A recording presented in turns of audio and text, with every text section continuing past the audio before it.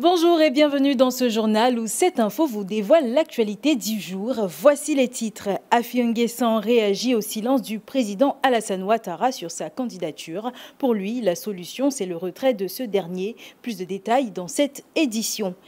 À l'approche du scrutin, 100 femmes leaders ivoiriennes s'engagent pour des élections apaisées. Une charte a été signée. Et la saison 2024-2025 de Ligue 2 s'achève sur un bilan contrasté. La Ligue de football professionnel pointe des avancées, mais aussi de nombreuses failles.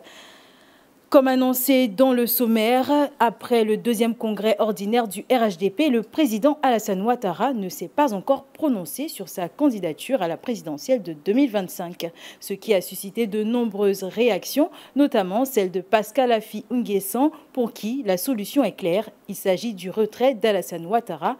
Écoutons à présent sa déclaration.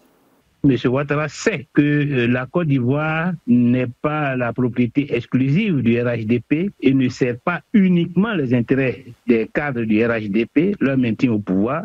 Il y a d'autres enjeux très importants. Il faut qu'ils prennent en compte les autres dimensions de la situation nationale, notamment la situation au niveau de l'opposition politique, qui est vent debout pour se battre afin qu'il n'ait pas un quatrième mandat, du contexte international qui n'est pas en sa faveur, du contexte sous-régional qui est risqué si M. Ouattara est candidat. Et donc, lorsqu'il pèse tout cela, il est condamné à trouver une solution qui est la solution du retrait. Parce qu'aujourd'hui, dans le contexte actuel, nous ne sommes plus en 2020. Le contexte a totalement changé, aussi bien à l'intérieur que dans la sous-région. En 2020, il avait encore quelques cartes en main. Mais aujourd'hui, il a épuisé toutes ses cartes et tout ce qui lui reste, c'est le retrait. Une réaction qui s'ajoute à d'autres initiatives autour de la présidentielle. Cette fois, ce sont des femmes leaders qui se mobilisent. Elles sont au nombre de 100, influentes dans leur domaine et elles ont décidé de s'unir pour une même cause, la paix. À l'approche de l'élection présidentielle, des femmes leaders de Côte d'Ivoire ont signé une charte d'engagement pour des élections sans violence. Un acte fort soutenu par ONU Femmes et le ministère de la Cohésion nationale. Pierre Thierry nous en dit plus. À quelques mois de la présidentielle de 2025, une centaine de femmes leaders ivoiriennes s'engagent pour la paix. Réunies à Abidjan, elles ont apposé leur signature au bas d'une charte d'engagement, symbole fort de leur volonté de promouvoir une élection apaisée. En vous engageant aujourd'hui, vous devenez des artisans d'un avenir plus juste, plus paisible, plus équitable. Et j'en suis convaincue, grâce à votre détermination, votre courage et leadership, la Côte d'Ivoire continuera à tracer la voie d'une nation debout, digne et unie. Une charte portée par le ministère de la Cohésion nationale, de la solidarité et de la lutte contre la pauvreté en collaboration avec ONU Femmes. À travers ce document, ces femmes disent oui à la paix, au respect de la diversité, à la médiation et à la gestion pacifique des conflits. Qu'est-ce qu'on laissera aux générations futures? Quel que soit ce que vous laisserez à vos enfants, s'il n'y a pas la paix, ce sera nul, ce sera zéro, vous ne leur aurez rien laissé parce que vous aurez laissé des situations d'insécurité et de précarité. S'il n'y a pas de paix, pas de développement, pas de paix, pas d'éducation, pas de paix, pas de santé. Prenons un engagement et agissons pour que cette élection soit apaisée. Pour renforcer cette dynamique, 4 panélistes issus des sphères diverses ont animé les échanges. Au cœur des débats, le rôle des femmes leaders dans les sphères d'influence. Et je vous mets, femmes leaders de Côte d'Ivoire, en mission pour prôner partout dans le pays le vivre ensemble cohésif et la paix durable. Femmes, n'allumons pas le feu pour brûler le pays, allumons la torche de la paix, la torche de la cohésion nationale et soyons des sentinelles de la paix pour une élection apaisée. Vive la Côte d'Ivoire, vive la paix et soyons unis dans notre diversité. Ce rendez-vous s'inscrit dans le cadre des actions de mobilisation citoyenne pour la consolidation de la paix et du vivre ensemble en Côte d'Ivoire. Un engagement féminin fort au service d'un avenir électoral sans violence. Pendant que les femmes leaders plaident pour des élections apaisées, le paysage politique, lui, continue de se recomposer. À 4 mois de la présidentielle, le pays Le paysage politique ivoirien connaît un nouveau rebondissement. Le Renouveau démocratique, jusque-là membre influent de la coalition pour l'alternance pacifique en Côte d'Ivoire, claque la porte. Réuni ce mardi à son siège à Cocody, le parti a annoncé son retrait, dénonçant un manque de concertation et de démocratie interne au sein de la coalition. On l'écoute au micro de Salomon Guidi. Comment se fait-il qu'on veut diriger la Côte d'Ivoire de demain de 30 millions d'habitants dans une démocratie qu'on est incapable d'envoyer une démocratie en interne? C'était la question que le Renouveau démocratique a posée. M. Thiam n'a pas de réponse. Nous tous, nous avons appris, je crois que c'est le jeudi, qu'il y a eu PDCI, PPACI qui se sont mis ensemble pour un front commun. En tout cas, en ce qui concerne le Renouveau démocratique, c'était une surprise pour nous. Si on vous a apporté cette confiance, nous méritons aussi, en retour, que nous ayons quand même non seulement un respect, aussi une confiance. On apprend que, par la presse, qu'il y a eu un front commun qui se retire de la CAP, CEJ.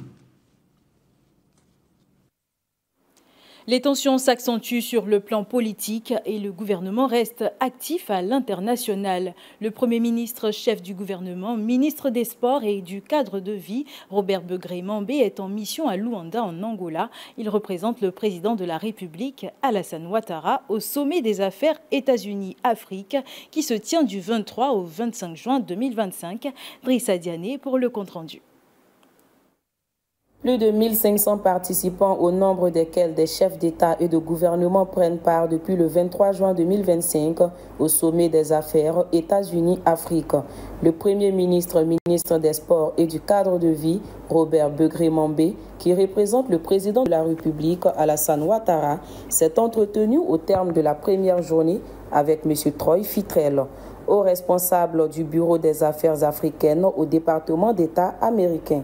Le chef du gouvernement a présenté les différentes opportunités qu'offre la Côte d'Ivoire. Oui, c'est le change de notre politique pour l'investissement en place de l'assistance est un grand change pour nous.